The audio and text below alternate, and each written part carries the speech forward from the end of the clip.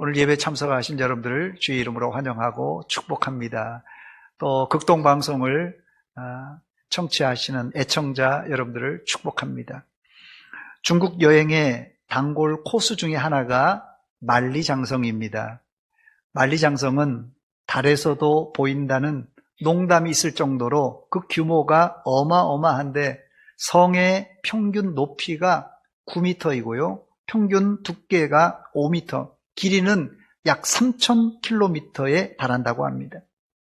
그러나 높고 견고한 만리장성은 북방 오랑캐가 쳐들어올 때마다 번번이 뚫렸다고 합니다. 그 이유는 만리장성에 결함이 있어서가 아니라 오랑캐가 쳐들어오기 전 미리 뇌물로 문지기를 매수해서 열린 문으로 진격했기 때문이라고 합니다. 또 17세기에 만리장성이 뚫릴 때는 농민들의 내부 반란으로 청나라는 손쉽게 만리장성을 돌파하여 명나라를 접수할 수 있었다고 합니다. 이것은 예수를 믿는 우리에게도 심오한 영적 교훈을 주는데, 역사적으로 교회가 무너진 이유는 외부의 박해와 핍박보다 내부의 타락과 변질 때문에 일어났습니다.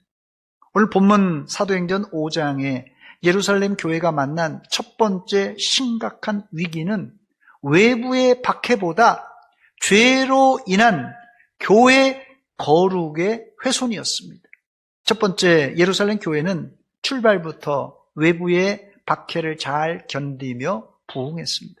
예루살렘 교회는 사도행전 2장에 오순절날 마가의 다락방에서 성령 충만을 받고 베드로가 전도했을 때 한꺼번에 3,000명이 형제들아 우리가 어찌할꼬 하는 회개로 교회가 부흥되기 시작했습니다. 그러던 것이 사도행전 4장엔 5,000명이 합세하면서 부흥의 가속도가 더 붙게 되었습니다. 이런 배경엔 베드로의 설교와 치료 사역이 한 몫을 감당했습니다.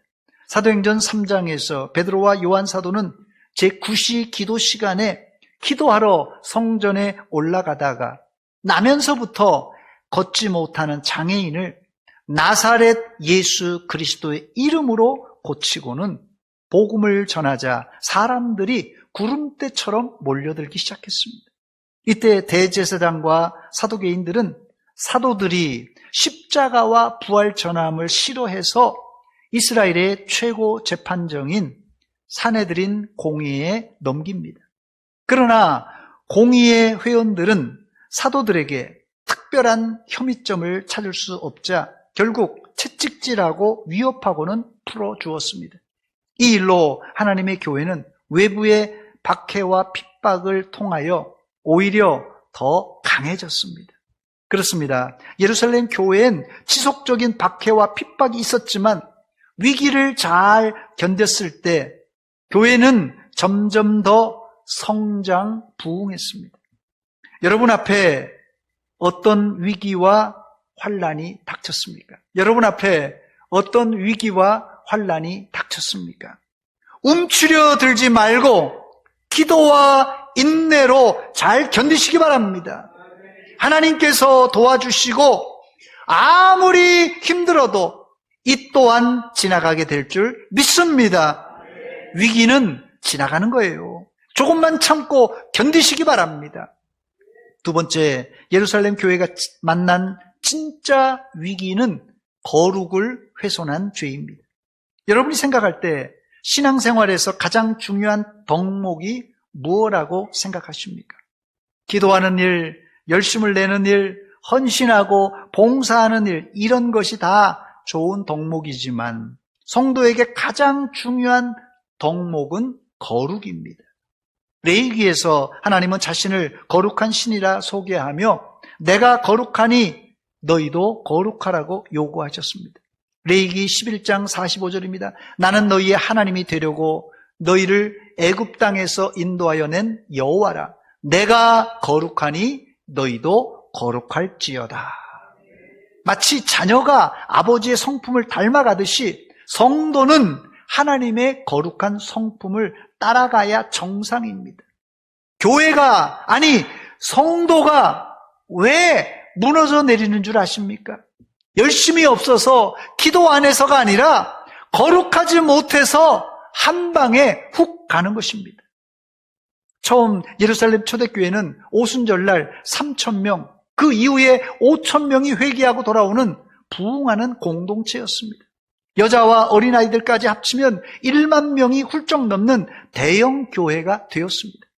예루살렘 교회가 이런 분위기를 타고 계속 부흥하다 보면 머지않아 온 예루살렘 성을 그냥 접수할 수 있게 생겼습니다. 그러나 이때 누가요? 사탄이 이런 부흥을 시기하여 교회를 망가뜨리려고 했습니다. 그것이 오늘 본문의 아나니아와 삽비라 사건입니다. 오늘 본문은 사도행전 4장과 연결되는데 베드로와 요한 사도가 사내들인 공의회의 재판을 받고 풀려난 후에 성도들과 함께 기도했을 때 모인 곳이 진동이 일어나면서 모인 사람들이 다 성령 충만을 경험하였습니다.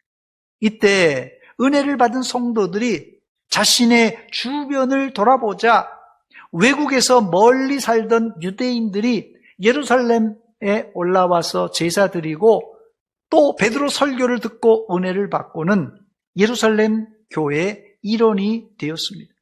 그런데 이들은 이제 시간이 오래 지체되다 보니 가지고 왔던 생활비를 다 쓰고 생활고를 겪고 있는 것입니다. 그래서 예루살렘 성도들은 가난한 형제들을 불쌍히 여겨 자기 재물을 교회 앞에 내놓았습니다. 이것을 성령의 코이노니아라 부릅니다. 그런데 그 중엔 어떤 사람, 자기 집과 밭을 팔아 헌금한 사람도 있었습니다. 사도행전 4장 34절입니다. 그 중에 가난한 사람이 없으니 이는 밭과 집 있는 자는 팔아 그 판 것의 값을 가져다가 했습니다. 사실 한국 교회도 자기 집과 밭을 팔아 예배당 건축 헌금을 한 미담거리는 여러 교회에서 찾아볼 수가 있습니다. 이런 헌신이 있으려면 두 가지 조건이 충족돼야 되는데, 첫째는 예루살렘 성도들처럼 하나님의 말씀을 듣고 기도하다가 성령 충만을 받아야 하고, 두 번째는 가난한 이웃을 보고 불쌍히 여기는 마음을 가져야 됩니다. 초대 예루살렘 교회 성도들은 즐거운 마음으로 자기의 물건과 밭과 집을 팔아 사도들에게 가져왔습니다. 특별히 사도행전 4장에 보면 자기 밭을 팔아 헌금한 한 사람이 나오는데 요셉입니다. 요셉이란 이름이 성경에 너무 많아 누군지 감이 잡히지 않는데 그의 별명을 들으면 여러분들도 금방 알 수 있는 사람입니다. 바로 바나바입니다. 바나바는 이름이 아니라 별명이에요. 사도행전 4장 36절로 37절입니다. 구브로에서 난 레이족 사람이 있으니 이름은 요셉이라. 사도들이 일컬어 바나바라. 번역하면 위로의 아들이라 하니 그가 밭이 있음에 팔아 그 값을 가지고 사도들의 발 앞에 두니라 그랬어요. 요셉이란 바나바도 사도들의 말씀에 큰 은혜를 받고 가난한 형제를 위해 자기 밭을 팔아 헌금했습니다. 이 정도면 예루살렘 공동체는 지상의 천국과 같은 분위기였을 것이에요. 바로 이 장면을 보고 누가요? 오늘 본문의 아나니아와 삽비라 부부도 자기의 밭을 팔아 사도들의 발 앞에 내놓았습니다. 대단한 일을 이 부부가 한 겁니다. 그러나 그들의 이면에는 아주 불순한 동기가 숨어 있었습니다. 이들 부부는 자신의 땅을 팔고는 땅값 일부를 숨기고 사도들에게는 땅값 전부라고 속였습니다. 아마도 이들은 바나바가 땅을 팔아 교회에 내놓았을 때 온 교회가 바나바를 칭송하고 칭찬한 게 부러웠을 것입니다. 이런 마음이야 사실 누구나 가질 수 있습니다. 그런데 이런 생각에 바로 사탄이 개입되니까 그 마음이 완악하여 불순한 헌금을 드린 것입니다. 본문 1절과 2절 말씀입니다. 아나니아라는 사람이 그의 아내 삽비라와 더불어 소유를 팔아 그 값에서 얼마를 감춤해 그 아내도 알더라. 얼마만 가져다가 사도들의 발 앞에 두었다고 말합니다. 이때 베드로는 그들의 악한 동기를 꿰뚫어 보고, 베드로가 본 것이 뭐라고요? 그들이 가져온 돈이 아니라 그들의 악한 동기를 꿰뚫어 보고 책망했습니다. 본문 3절과 4절입니다. 베드로가 이르되 아나니아야, 어찌하여 사탄이 내 마음에 가득하여 내가 성령을 속이고 땅값 얼마를 감추었느냐? 땅이 그대로 있을 때에는 내 땅이 아니며 판 후에도 내 마음대로 할 수가 없더냐? 어찌하여 이 일을 내 마음에 두었느냐? 사람에게 거짓말한 것이 아니요 하나님께로다. 사람에게 한 것이 아니요 하나님께 거짓말했다고 책망했습니다. 우리가 생각할 때 그 중에는 헌금 안 한 사람도 있을 텐데, 땅을 팔고 일부는 숨겼지만 일부는 가져왔으니 이거라도 감사하게 받아야 하는 것 아닌가라고 생각할 수 있는데, 그러나 여러분, 아나니아와 삽비라 부부의 문제를 하나님이 심각하게 다룬 이유가 있습니다. 그 이유는 교회는 이스라엘을 계승한 신약의 새로운 이스라엘입니다. 즉 교회는 선택받은 하나님의 거룩한 백성입니다. 하나님은 거룩한 자기 백성들을 매우 엄격하게 세상과 구별해서 다스리십니다. 예를 들면 구약 여호수아 시대에 아간이 여리고 성에서 시날산 외투 한 벌과 은 200세겔과 50세겔 금덩어리를 훔쳤을 때 하나님은 그 대가로 이스라엘을 아이성 전투에서 패하게 하셨습니다. 사실 이 범죄는 한 사람 아간이 지은 죄입니다. 그러나 하나님은 아간의 죄를 넘어 온 이스라엘의 범죄로 간주하시고는 징계하셨어요. 여호수아 7장 1절 말씀입니다. 이스라엘 자손들이 온전히 바친 물건으로 말미암아 범죄하였으니 이는 유다지파 세라의 증손 삽디의 손자 갈미의 아들 아간이 온전히 바친 물건을 가졌습니다. 여호와께서 누구에게요? 이스라엘 자손에게 진노하시니라 그랬어요. 하나님은 한 사람 아간의 범죄를 온 이스라엘이 범죄했다고 연대 책임을 물으셨습니다. 제가 논산훈련소에서 제일 싫어했던 것이 뭔지 아십니까? 논산훈련소에서 훈련받으면서 제일 싫어했던 것이 연대 책임을 묻는 것입니다. 잠을 자다가 한 불침번 근무자가 졸았다고 왜 온 부대원들을 다 깨워서 얼차리를 시키는 것입니까? 이런 부당한 처사가 어디 있습니까? 처음엔 부대원들이 잘못한 훈련병에게 욕을 하고 불평했지만 한 주, 두 주 지나고 퇴소할 때가 되자 옆 전우의 잘못이 내 잘못같이 여겨지기 시작했습니다. 이게 바로 공동체 연대의식입니다. 하나님은 아간 사건에서 이스라엘에게 연대 책임을 묻고 거룩을 강조했듯이 새 이스라엘인 교회에도 똑같이 거룩을 적용했습니다. 아간이 구약 이스라엘의 거룩을 훼손한 시범 케이스였다면 아나니아와 삽비라 부부는 신약 교회의 거룩을 훼손한 시범 케이스였어요. 그래서 하나님은 이들 부부에게 엄벌을 내리셨던 것입니다. 여기서 우리는 교회 공동체란 무엇인가를 알 수 있는데, 여러분 교회란 무엇입니까? 교회란 혈연으로 묶어지지는 않았지만 하나님을 아버지라고 부르고 예수님의 십자가 보혈로 한 형제 자매된 영적 확장된 가족이 교회입니다. 만약 여러분 가족 중에 말썽꾸러기 막내가 잘못했을 때 형과 누나가 모른 척할 수 있겠습니까? 이건 개인의 문제를 넘어 가족 공동체의 책임입니다. 그래서 예루살렘 공동체는 여러 나라에 흩어진 디아스포라가 은혜를 받고 예루살렘 공동체로 들어왔을 때 그들이 물질이 다 소진되자 그들을 위해 누가 시키지도 않았지만 자기 소유를 팔아서 서로 나누어 주었던 것입니다. 이게 바로 공동체 의식입니다. 그런데 그런 아름다운 일에 아나니아와 삽비라 부부는 하나님을 속이고 지도자를 속임으로 예루살렘 교회 공동체를 더럽혔던 것입니다. 이것을 베드로는 사탄이 가득하여 사람이 아니라 성령을 속였다고 질책했습니다. 사도행전 5장 3절로 4절입니다. 베드로가 이르되 아나니아야 어찌하여 사탄이 네 마음에 가득하여 내가 성령을 속이고 땅값 얼마를 감추었느냐. 땅이 그대로 있을 때에는 내 땅이 아니며 판 후에도 내 마음대로 할 수가 없더냐. 어찌하여 이 일을 내 마음에 두었느냐. 사람에게 거짓말한 것이 아니요 하나님께로다. 이 말을 들은 아나니아는 그 자리에서 즉사합니다. 본문 5절입니다. 아나니아가 이 말을 듣고 엎드려져 혼이 떠나니 이 일을 듣는 사람이 다 크게 두려워하더라 그랬습니다. 그 이후에 아나니아의 아내 삽비라도 똑같이 죽음을 당합니다. 여러분들은 이 사건을 어떻게 생각하십니까?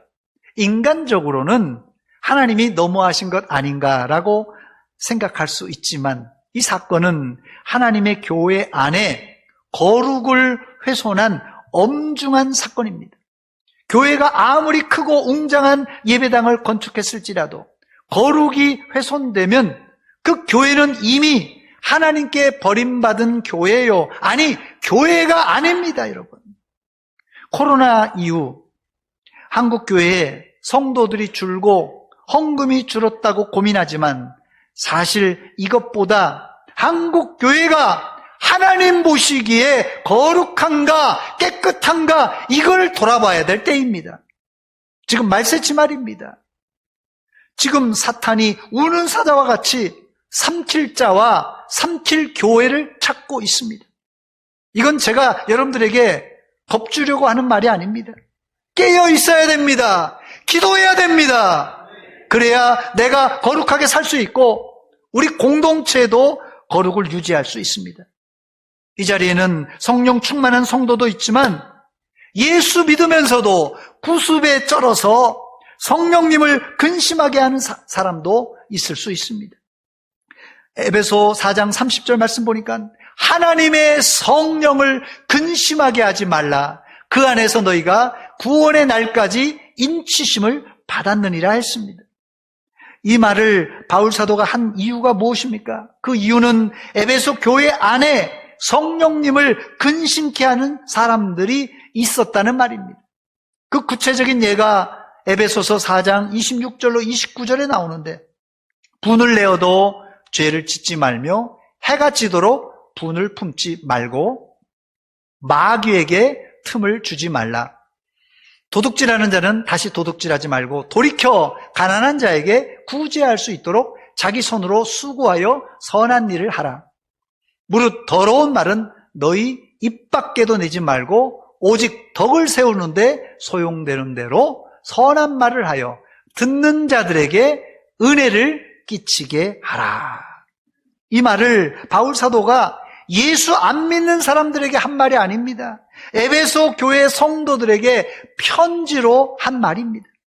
우리 중에도 세상을 쫓아가다가 마귀에게 틈을 보이는 사람들이 많은데 문제는 이런 사람들은 자기 안에 틈이 있다는 줄도 모르고 살고 있다는 사실입니다. 그러니 성령님이 근심하는 거예요. 지금 한국교회에 시급한 것은 부흥이 아니라 우리가 정말 거룩한 공동체인가를 먼저 체크해 봐야 됩니다. 이런 거룩한 공동체와 성도가 되려면 죄를 안 지어야 되겠죠. 죄를 안 짓는 것도 중요하지만 사실 우리가 죄를 안 짓고 사는 것은 불가능합니다. 그러므로 날마다 하나님 앞에 형제들아 우리가 어찌할꼬 하는 끊임없는 회개가 필요합니다. 사랑하는 여러분, 아주 작은 죄라도 전력을 다해 맞서 싸워야 우리의 거룩이 유지될 수가 있습니다.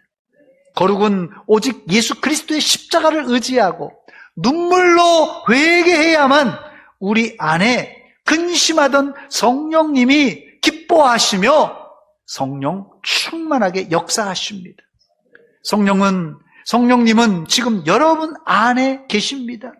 이 성령님을 근심하게 만들지 마시고 죄와 맞서 싸우시고 혹시 죄를 지었다면 그때마다 회개하시기 바랍니다. 이것이 사탄의 시험과 죄를 이기는 유일한 길입니다. 세 번째, 끝으로 예루살렘 교회가 위기를 극복하면서 얻은 두 가지 유익을 알아보고 말씀을 맺도록 하겠습니다. 첫 번째는 좀 엉뚱하지만 두려움이라는 유익이 생겼습니다. 두려움이 무슨 유익인가 할 텐데, 하나님이 주시는 두려움은 성도들을 정신 바짝 차리게 하여서 죄에서 멀어지게 하는 아주 명약입니다. 명약. 본문 5절과 11절에 보면 두려움이란 단어가 반복해서 나오는데 5절에 보니까 아나니아가 이 말을 듣고 엎드려져 혼이 떠나니 이 일을 듣는 사람이 다 크게 두려워하더라 그랬어요. 11절 말씀 보니까 온 교회가 이 일을 듣는 사람들이 다 크게 두려워하니라 그랬어요. 이때 임했던 두려움은 불신앙의 두려움이 아니라 하나님이 살아계시고 성령께서 지금 교회 안에 역사하고 계심을 알리는 거룩한 두려움입니다. 이런 두려움은 매우 건강한 사인이에요. 여러분에게도 이런 두려움과 떨림이 있습니까? 우리 개역교회 성도들은 날마다 두렵고 떨림으로 우리의 구원을 이루어야만 합니다. 두 번째 유익은 예루살렘 교회는 아나니아와 삽비라의 부정한 일을 적절히 잘 대응하므로 교회는 더욱 든든하게 세워지고 부흥했습니다. 사도행전 5장 14절 말씀 보니까 믿고 주께로 나오는 자가 더 많으니 남녀의 큰 무리더라 그랬어요. 이유야 어쨌든 여러분 교회에서 두 사람이 죽어나갔어요. 두 사람이 죽었다면 안 좋은 소문이 아마 삽시간에 퍼졌을 텐데 사람들이 야 사람 죽이는 교회 그거 무서워서 어떻게 가겠는가? 아마 안 올 텐데 오히려 믿고 죽게 나오는 자가 더 많아졌습니다. 이게 바로 진짜 백이 부흥입니다. 이제 말씀을 마칩니다. 아나니아와 삽비라는 어쩜 교회를 위해서 디아스포라 유대인들을 위해서 자기 물질을 가져왔을지도 모릅니다. 그러나 진실하지 못한 헌금을 하나님은 원치 않으십니다. 우리 교회는 4월에 중직자를 선출하려고 기도 중에 있습니다. 우리가 어떤 장로, 어떤 안수집사, 어떤 권사를 선출해야 되겠습니까? 물어보나 마나 거룩한 일꾼을 뽑아야 됩니다. 아무리 열심히 봉사하고 아무리 헌금을 많이 할지라도 거룩하지 않고 불순한 동기와 거짓이 있는 사람은 하나님이 기뻐하지 않습니다. 참 교회의 기준은 규모나 모이는 숫자가 아니라 거룩한가 거룩하지 않은가입니다. 거룩은 다른 것이 아닙니다, 여러분. 하나님의 말씀을 듣고 중심에 찔려 형제들아 우리가 어찌할꼬 하는 회개를 통하여 바로 거룩이 만들어집니다. 회개가 거룩으로 가는 유일한 길입니다, 여러분. 제 바람은 이번 선거로 훌륭한 사람보다 진실한 거짓이 없는 거룩한 일꾼이 뽑히길 원합니다. 바로 그 거룩한 사람이 여러분이 되시기를 주의 이름으로 축원합니다. 기도하겠습니다. 우리 이 시간 함께 기도합니다. 하나님, 오늘 말씀을 듣고 도전을 받습니다. 하나님 아버지, 우리가 껍데기만 생각했지만 우리 중심에 거짓이 없는가? 중심에 속임이 없는가? 중심에 미움이 없는가 돌아보고 하나님 진실하게 거룩하게 살게 하여 주시옵소서. 이번에 우리가 중직자들을 뽑는데 하나님 다른 것보다도 거룩한 성도, 진실한 성도가 뽑혀지게 하여 주시옵소서. 이 시간 한 목소리를 같이 기도합니다. 하나님 우리 아버지 은혜와 사랑 감사드립니다. 이 아침에 저희들을 예배의 자리로 불러주신 하나님 아버지, 오늘 말씀을 통하여 도전받습니다. 하나님 아버지, 우리가 하나님 신앙생활한다, 열심히 한다, 하나님 헌금 드린다 하지만 우리가 과연 진실한가, 깨끗한가 돌아봅니다. 하나님 아버지, 우리의 부족한 거, 연약한 거, 악한 거 아시지 않습니까? 이 시간 회개하오니 하나님 정결케 깨끗하게 씻어 주시옵소서. 이번에 우리가 하나님 좋은 일꾼을 선출하려고 합니다. 하나님 좋은 장로, 좋은 권사, 좋은 집사가 누구입니까? 거룩한 중직자를 선택하게 하여 주시옵소서. 그래야 하나님의 교회가 다시 한번 큰 부흥을 체험케 하여 주시옵소서. 하나님만 의지합니다. 주여 도와주시옵소서.